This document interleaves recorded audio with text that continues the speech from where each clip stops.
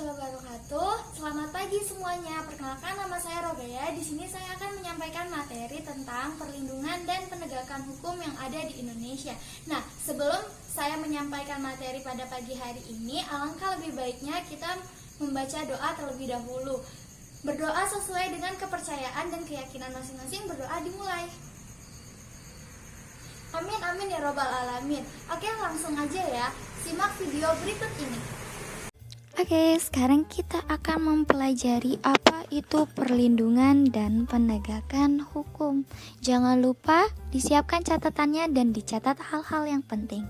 Jadi, perlindungan hukum adalah suatu tindakan yang dilakukan oleh pemerintah atau swasta yang bertujuan mengusahakan pengamanan dan pemenuhan kesejahteraan hidup sesuai dengan hak-hak asasi yang ada. Sedangkan penegakan hukum merupakan syarat terwujudnya perlindungan hukum. Nah, kepentingan setiap orang akan terlindungi apabila hukum yang mengaturnya dilaksanakan baik oleh masyarakat ataupun aparat penegak hukum. Kemudian, menurut kalian itu apa sih pentingnya perlindungan dan penegakan hukum? Menurut saya sih itu sangat penting sekali.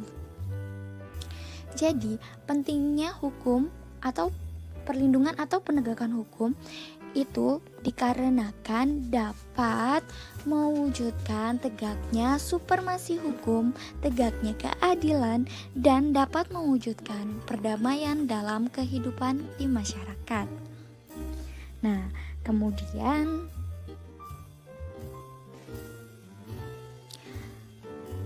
peran lembaga penegak hukum. Terus menurut kalian apa aja sih peran lembaga penegak hukum itu sendiri dalam menjamin keadilan? Jadi perannya itu banyak. Salah satunya adalah peran Kepolisian Republik Indonesia atau Polri. Nah, perannya ini adalah memelihara keamanan dan ketertiban masyarakat, menegakkan hukum, serta memberikan perlindungan, pengayoman, dan pelayanan kepada masyarakat dalam rangka terpeliharanya keamanan dalam negeri. Kemudian peran Kejaksaan Republik Indonesia.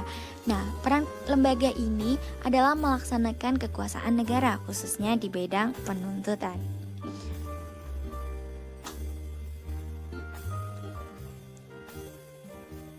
Kemudian peran KPK atau Komisi Pemberantasan Korupsi.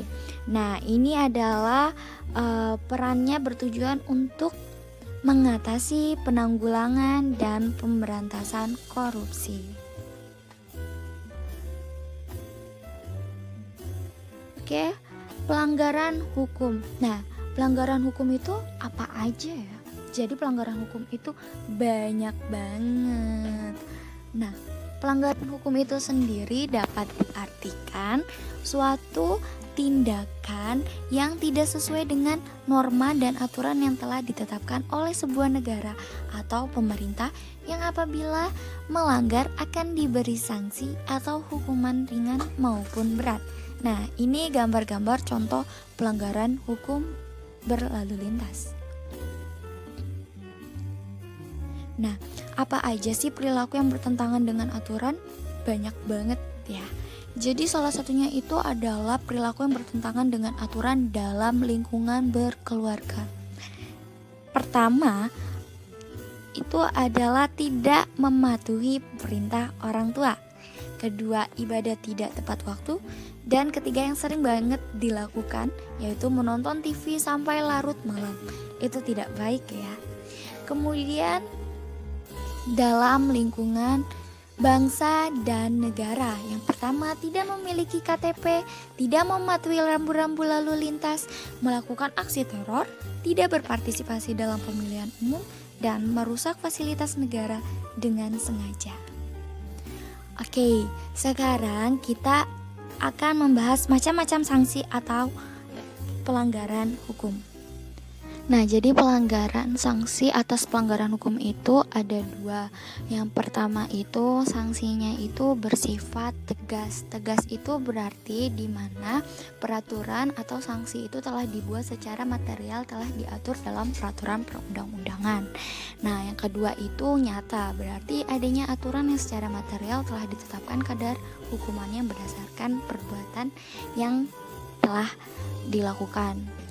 Oke, sekian. Terima kasih. Semoga bermanfaat.